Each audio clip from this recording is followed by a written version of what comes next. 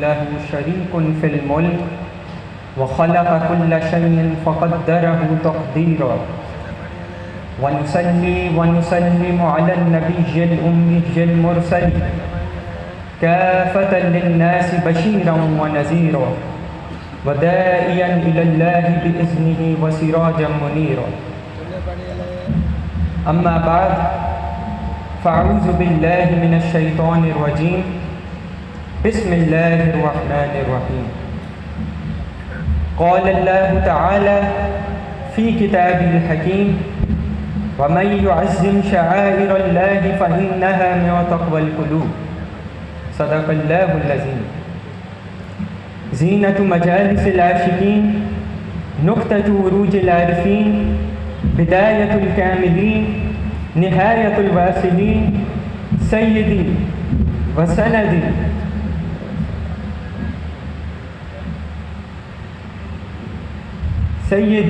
وسندي فضيلة الشيخ محمد أمين الحسنات شاه، أطال الله بقاءه بتمام الصحة والعافية بنشر الأنوار الإلهية. السادة الخلفاء الكرام، أحباب العلم والحكمة، أصحاب الإرادة والمحبة، أنا أجد شعورا روحيا بتقديم التحية الإطرة للذين حضروا المولد المبارك لسيدنا وحجتنا مصدر الأنوار العلمية، منبع الفيوض الإلهية، منتهى السالكين، فضيلة الشيخ محمد كرم شاه الأزهري رحمه الله تعالى رحمة واسعة. وهذا أمر بديهي أن تعظيم الشعائر يقوي القلوب والأرواح، فسيدنا وشيخنا صاحب المولد من الشعائر القدسية وعلامة كبرى لذكر الله تعالى، وكذلك الأمكنة الروحية والشخصيات الروحية، وكل ما يذكرنا ويهدينا إلى الله تعالى فهي من الشعائر.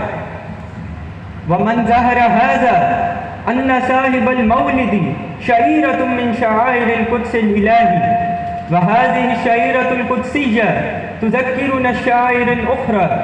اسمحوا لي أن نقول أن تصور صاحب المولد يذكرنا مكة المكرمة زادها الله شرفا، والمدينة المنورة على صاحبها أفضل الصلاة والسلام، والمسجد الأقصى مصر رسول الله صلى الله عليه وسلم. نعم، فالمسجد الأقصى محور أساسي للقضية الفلسطينية التي تركزت عليها أبصار العالم وعيونه. هذه القضية ترسخت في أذهاننا وقلوبنا. لا شك فيه أن القدس مجمع الأديان السماوية وعلامة بارزة لذكر الله تعالى، أول قبلة للمسلمين، فالقدس أرض المحتلة قد استعمرتها إسرائيل واستبدتها بأيدي ظالمة. يا أمة رسول الله صلى الله عليه وسلم، فلسطين هي أمانة أمة الإسلام، والصراع حولها يتعلق بالوجود وليس بالحدود.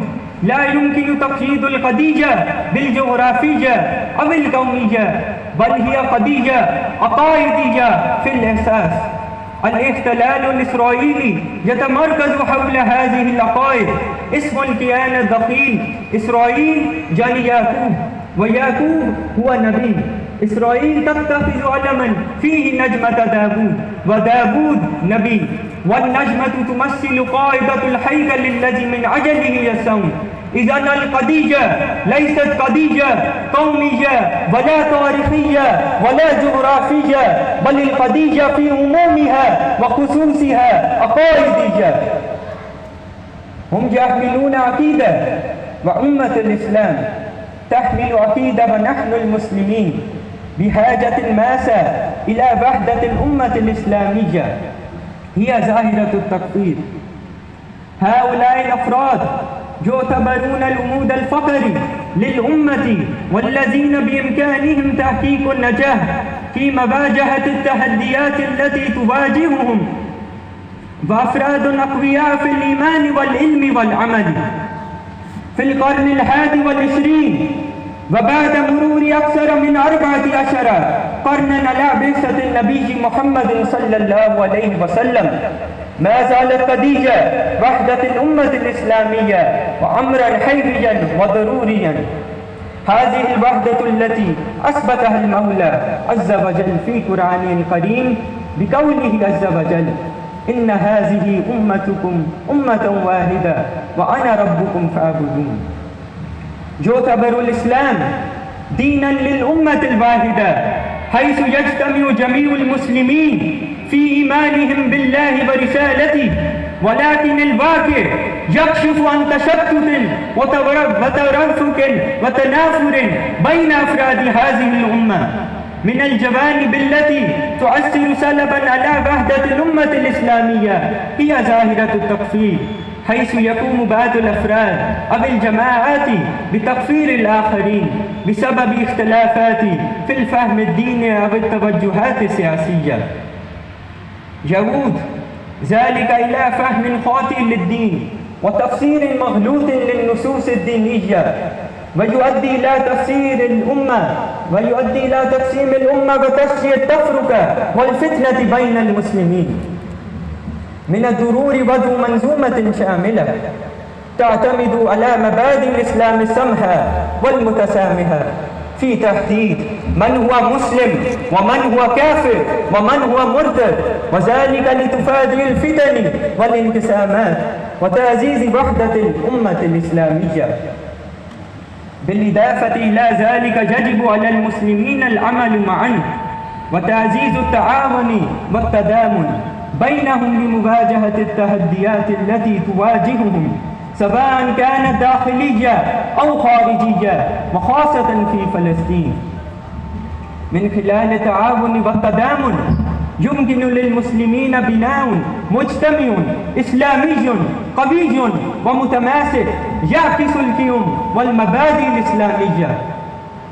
وختاما نقول: إن الشعور بالعجز يجب أن يكون دافعنا للعمل والسعي من أجل التغيير على المستوى الشخصي أولا، ثم على مستوى الأسرة والمجتمع والدولة والأمة. يقول الله عز وجل: إن الله لا يغير ما بقوم حتى يغيروا ما بأنفسهم. صدق الله العظيم.